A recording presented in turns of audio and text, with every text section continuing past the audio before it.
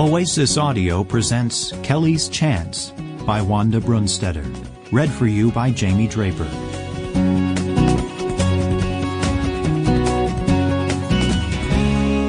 Chapter 1. Lehigh Valley, Pennsylvania, Spring 1891. Kelly McGregor trudged wearily along the towpath, kicking up a cloud of dust with the tips of her worn work boots. A size too small and pinching her toes, they were still preferable to walking barefoot. Besides the fact that the path was dirty, water moccasins from the canal sometimes slithered across the trail. Kelly had been bitten once when she was 12 years old. She shuddered at the memory. Papa cutting her foot with a knife, then sucking the venom out. Mama following that up with a poultice of comfrey leaves to take the swelling down, then giving Kelly some willow bark tea for the pain. Ever since that day, Kelly had worn boots while she worked, and even though she could swim quite well, she rarely did so anymore. As Kelly continued her walk, she glanced over her shoulder and smiled.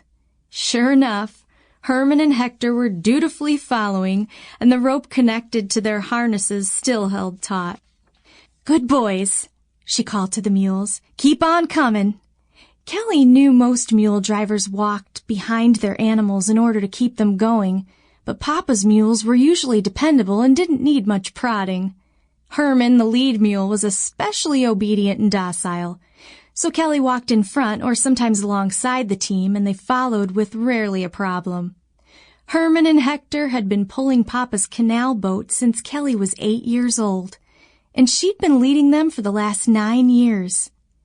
6 days a week, 9 months of a year, sometimes 18 hours a day, they trudged up and down the towpath that ran alongside the Lehigh navigation system.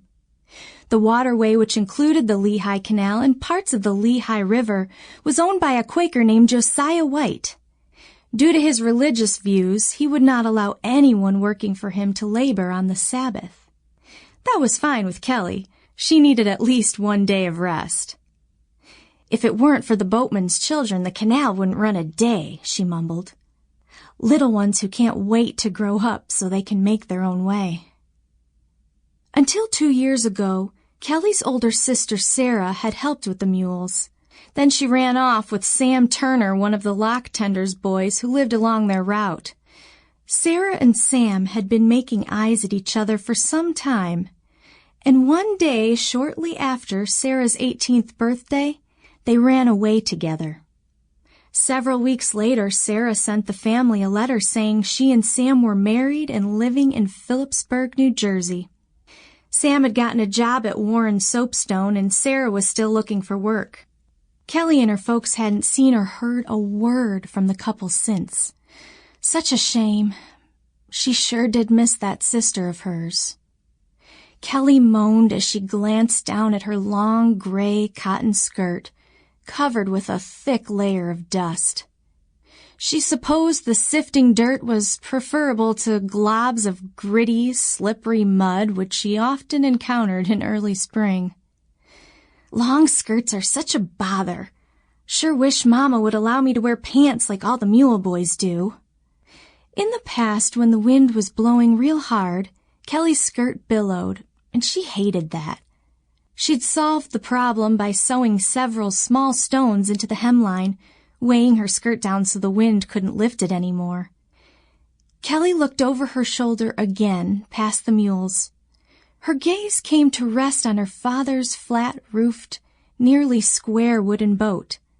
They were hauling another load of dark, dirty anthracite coal from the town of Mauch Chunk, the pickup spot on down to Easton where it would be delivered. Kelly's thoughts returned to her sister, and a knot rose in her throat. She missed Sarah for more than just her help. Sometimes when they'd walk the mules together, Kelly and Sarah had shared their deepest desires and secret thoughts.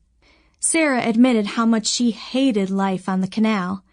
She'd made it clear that she would do about anything to get away from Papa and his harsh, stingy ways. Sample complete. Ready to continue?